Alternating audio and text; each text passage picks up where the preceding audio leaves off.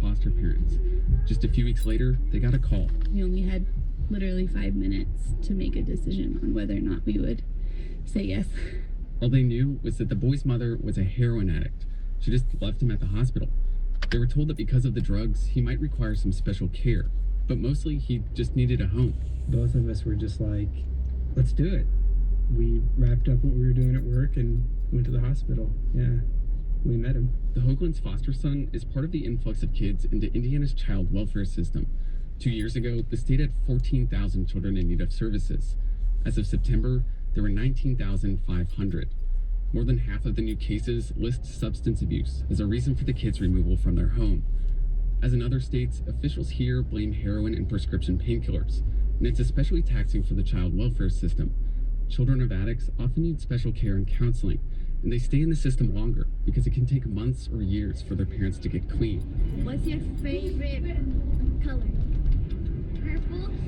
If the Hoaglands hadn't taken in their foster son, he might have eventually ended up here at Children's Bureau in Indianapolis. Tina Kohler runs the organization, which operates an emergency shelter for kids who are often sent from child services. Kids come in here 24/7, so we accept kids all day and all night, and we get calls all day and all night. Kohler says the shelter has been full more often this year, and it's become harder to move kids out to foster homes. Last year, the average stay was just 2 days. The last time I checked it, we were running about 10 days, but we have kids that have been here as long as 2.5 months. The large number of cases puts a burden on more than just foster care. Indiana's Department of Child Services has a burnout problem. It lost about a quarter of its case managers in the last year. I have a case where we've had 9 case managers on it in a year. Marilyn Moores sees every aspect of case management as a juvenile court judge in Indianapolis. Wait, sorry, 9 in a year? 9 in a year. That's the far end, but it's not unusual to have 3 or 4. This year, the Department of Child Services started a counseling program for employees in hopes of retaining more case managers. And the state approved the hiring of 230 more people, but finding and training them will take time. Meanwhile, Moore says the stresses continue to mount for everyone involved. It just reached a point where every system partner that involved in this that I've talked to in the last week, when I've talked to them, at some point they get tears in their eyes. They are just overwhelmed. After more than a year of waiting, Erin and Isaac Hoagland are looking forward to finally adopting their foster son. We're just a court date away from it being final. But it might take a little longer than usual. Like everything else, adoption paperwork is piling up too. For NPR News, I'm Jake Harper in Indianapolis.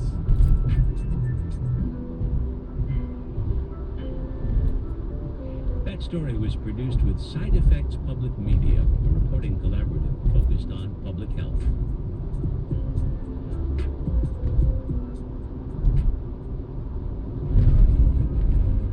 This is Mary Harris, the host of the podcast Only Human, and the WNYC show that I can't live without is On the Media. You know, when you hear the words edited by Brooke, whatever you've just listened to has been held to an unrelentingly high standard. And Bob always makes me laugh. What's the one show you couldn't do without? The one thing WNYC couldn't do without is you. Become a member today. Go to WNYC.org and click on Donate.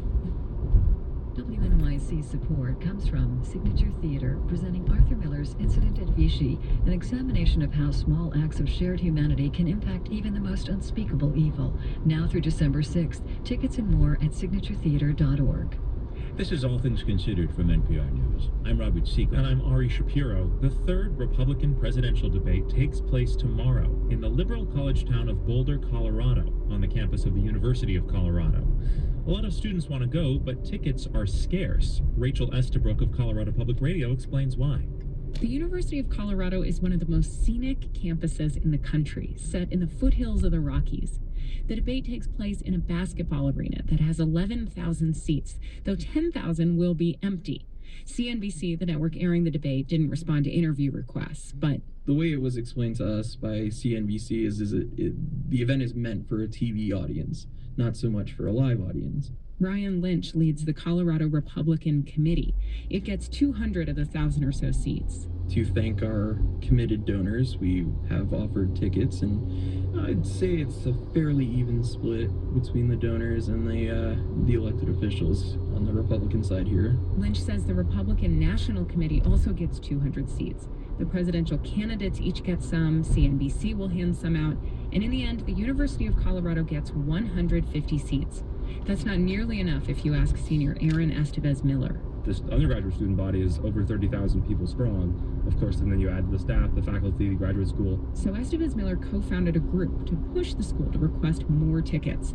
CU tried, and that's how it got to 150.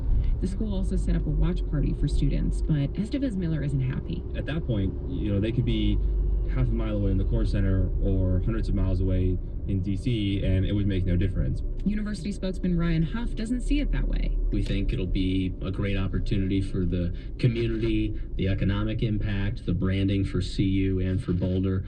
I think that will inspire some people to apply who maybe have never heard of our university before or want to learn more about it. Huff says university officials didn't know the school would get such a small number of tickets when CNBC approached CU about hosting.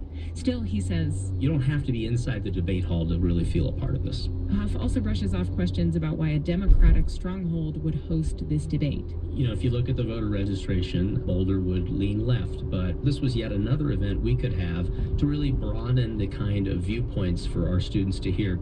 Of course, most students won't hear those voices in person. This is the first election freshman Dylan Robinson Ruitt can vote in. He's registered independent and is open to voting for a Republican, but he thinks the party and CNBC are missing out on a chance to connect with students. Obviously, their focus is national, but they're on our campus, and I expect it to be more than just a facade, because that's all we're being used as. So while the candidates debate inside, Robinson Ruitt says he'll be outside protesting. For NPR News, I'm Rachel Estabrook in Denver.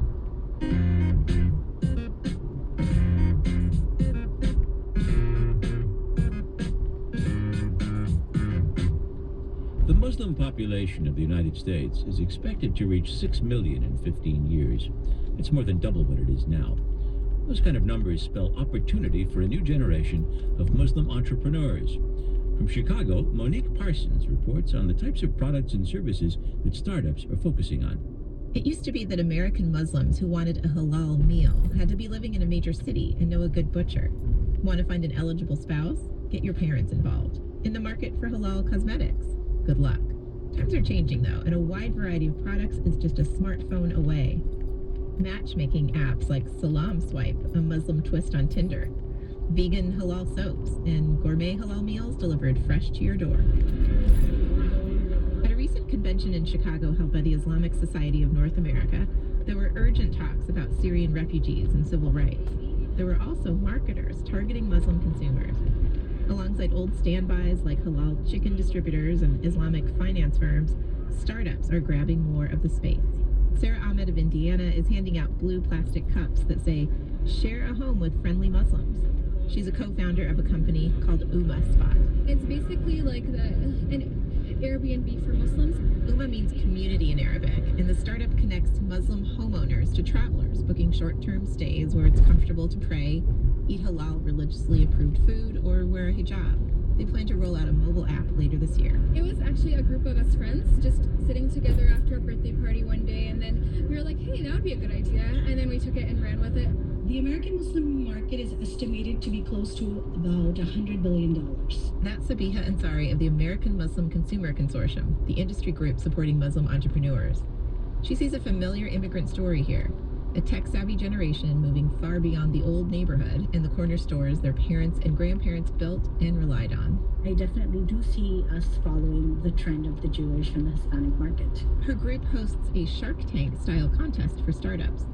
Last year's winner was LaunchGood. It does online crowdfunding for projects and business ventures with social missions. Benjamin Jones teaches entrepreneurship and emerging markets at Northwestern University's Kellogg School of Management. He says it's all about scale. This is the classic American story. It's the American dream at work, and when that's functioning well, it's nice to see the kinds of developments where a community can really raise itself in socioeconomic status in other ways. And entrepreneurship, of course, is an important part of that process. At the Chicago conference, hundreds of people are signing up for the Muslim-style Airbnb. Women in bright headscarves crowd around a booth called Soap Ethics, buying beautifully packaged herbal, vegan, halal soap. A line forms at Convey, a booth selling hipster t-shirts and jewelry. Jumana Elamori of South Bend, Indiana, looks a little starstruck as she hands over her credit card. I'm actually buying a t-shirt. I've known about this brand for I think about a year and a half, or maybe just a year. I'm really excited about it. I love it. Like, I always am checking their social media to see what they have new. The shirts feature artsy photos and sayings from Muhammad and the Sufi poet known as Rumi. I got the rose shirt that says, "Seek everything from the source to the reflection." I'm excited to wear it. It's really awesome to see, like, Muslims doing something cool like this. Chances are good consumers like Elamori will continue to find reasons to pull out their credit cards to buy new goods and services that speak directly to them. For NPR News, I'm Monique Parsons.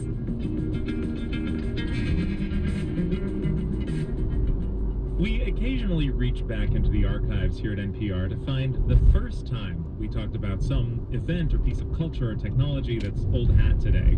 We call the series First Mention. And today we're going to turn the clock back to March 18th, 1983. Our science correspondent, Ira Flatow, was explaining a soon-to-be-released audio technology. Is your social life in trouble because you panic when someone picks up one of your precious recordings? Or are you just the opposite, one who couldn't care less about the quality of the music but wants total convenience? Well, folks, for both of you, relief is in sight. It's called the Compact Audio Disc, the CD. The CD. Until that time, CD meant Certificate of Deposit. Well, one of the companies making digital compact audio disc players back then was Magnavox, and the company's AJ Minozzi told Flatow, "The audiophile obviously will love it for its sound reproduction capability." A lot of audiophiles were skeptical. They thought the CD did not sound better at all. It was just easier to use with the ability to jump to any track at the touch of a button. But our reporter was certainly right about the impact of the CD on the market. CDs are going to revolutionize music the way stereo changed mono. This familiar tune is not playing on a record or a tape. It is recorded on a 4 3/4-inch metallic disc that looks a lot like a 45 record. That's right. In 1983, in order to describe this new technology, an earlier format was invoked that made sense then, but actually there's a chance today, Ari, that some listeners have no idea what that 45 meant. Robert, I have to confess. Oh, no. I have no idea what a 45 is. Well, unlike a big album that spun around at 33 revolutions per minute, a much smaller record with only one song on each side went around at 45 revolutions. Come to think of it, do we have to explain to some listeners what a CD is? I think we might. So a CD was like Spotify on a disc.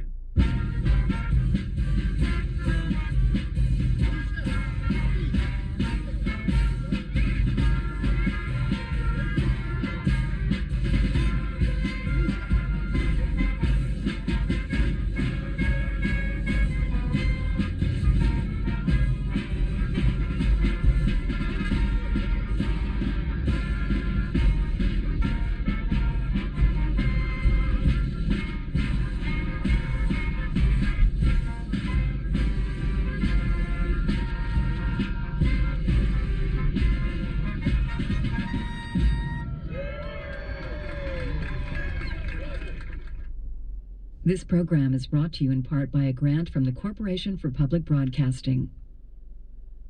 Support for NPR comes from WNYC members and from TIAA-CREF, a global financial company dedicated to delivering financial outcomes that matter. TIAA-CREF, created to serve, built to perform. Learn more at TIAA.org. Children's Health, committed to making life better for children. Its main hospital, Children's Medical Center Dallas, provides care in a range of specialties, including cardiology and orthopedics. Learn more at childrens.com/excellence. And Constant Contact, committed to helping small businesses and nonprofits succeed with email marketing, working to help organizations meet their goals through personalized marketing help via phone, seminars, and webinars. More at ConstantContact.com. You're listening to WNYC. Coming up next on 93.9 FM, it's This American Life, and on AM 820, it's On Point. 3 years after Sandy, the city's Build It Back program is finally hitting its stride in helping people recover. But that's still not the case in one African-American community on the Rockaway Peninsula. Tomorrow on Morning Edition, hear how private nonprofit groups there are trying to fill the gap. Tune in for this story and all the information you need to start your day tomorrow on Morning Edition. Cloudy with a slight chance of rain late tonight, lows around 52. Right now, it's mostly clear, 55 degrees. This is WNYC, FM, HD, and AM, New York. Just keep listening. Well, I hold in my hand a ghost story that comes from a publication that is not really known for its tales of the supernatural. I'm talking about the American Journal of Ophthalmology, a medical journal. This is from a 1921 edition.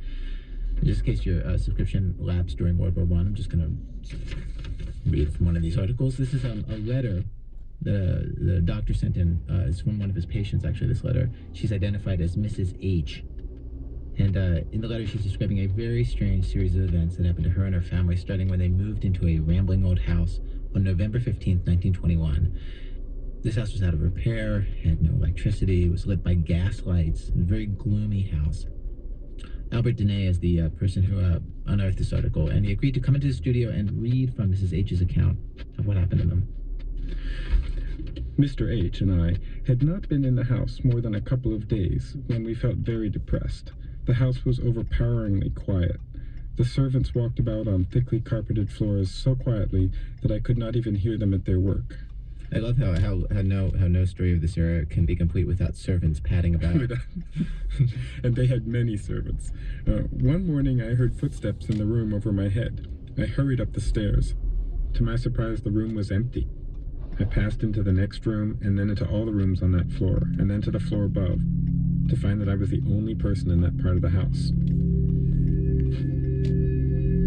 Sometimes, after I've gone to bed, the noises from the storeroom are tremendous, as if furniture was being piled against the door, as if china was being moved about, and occasionally a long and fearful sigh or wail.